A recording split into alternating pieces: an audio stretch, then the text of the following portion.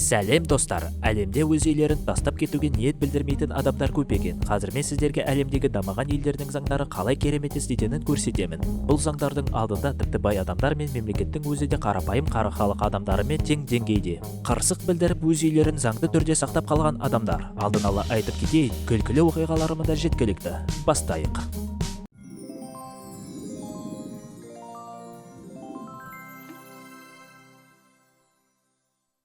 Эдит Майсфилд нағыз халық қаһарманы болды. 2006 жылы ол Сиэтлдегі өзінің кішкентай үйін сату туралы $1 миллион ұсыныстан бас тартқан. Жоспарланған 5 қабатты ғимараттың құрылысы жалғасын тапты, бірақ біздің кейіпкердің 108 жастағы үйін айналып өтуге мәжбүр болды.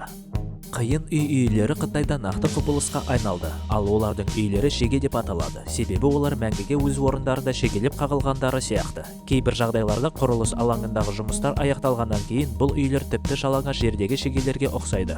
Қытай үкіметіне мұндай үйлермен келіссөздер жүргізу өте қиын. Үйлердің иелері үшін тіпті үлкен ақша да мотиватор емес. Нәтижесінде билік жауыздық жасауға мәжбүр. Мысалы, электр желісін кесіп, тіпті кейбір үйлердің айналасында арық қазуға мәжбүр. Нарита әуежайының 1978 жылы ашылғанының шулы тарихы бар. Ол жергілікті фермерлердің наразылығына қарамастан салынған. Ол 2002 жылға дейін бір ұшу-қону жолағымен жұмыс істеген. Заңды құрылыс проблемаларына байланысты әуежайды одан әрі кеңейту мүмкін болмады. Уақыт өте келе көрші шаруашылықтарды сатып алып, әуежай аумағын кеңейту мүмкін болды.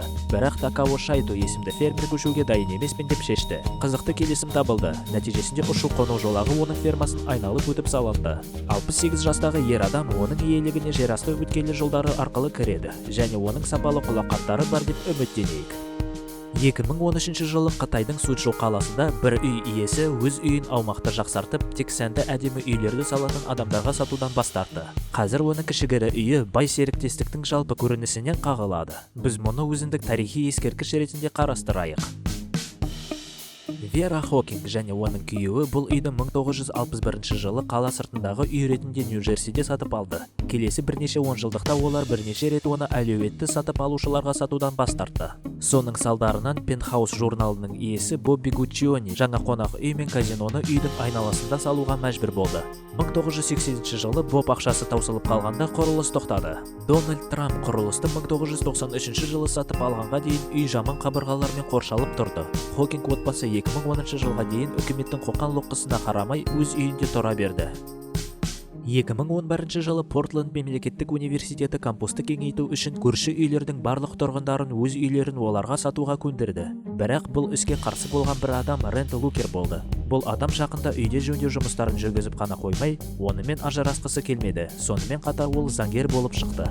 Соңына дейін күресіп, соттасып, ол мақсатына жетті. Қазір оның үйі университет ғимараттарымен қоршалған. Қытайлық бір құрылыс компаниясы 2016 жылы жаңа тас жол құрылысын бастамас бұрын өзінің заңгерлерімен алдын ала ақылдасуы керек еді. Мәселе елдің заңдарына сәйкес. Жеке фирмалар үй иелерін олардың келісімінсіз шығаруға құқылы емес. Енді жол құрылысы аяқталмаған болып қалды. Бұл кішкентай үй 2015 жылы Қытайдың Нанкин қаласында үлкен кешеннің құрылысына кедергі келтірді. Иесі лайықты өтемақы төлеу туралы билік органдарымен келісімге келе алмады. Сондықтан оның үйі өз орнында қалды. Үй айналасы барлық жөндеу жұмыстарымен бітіп сәнді болды.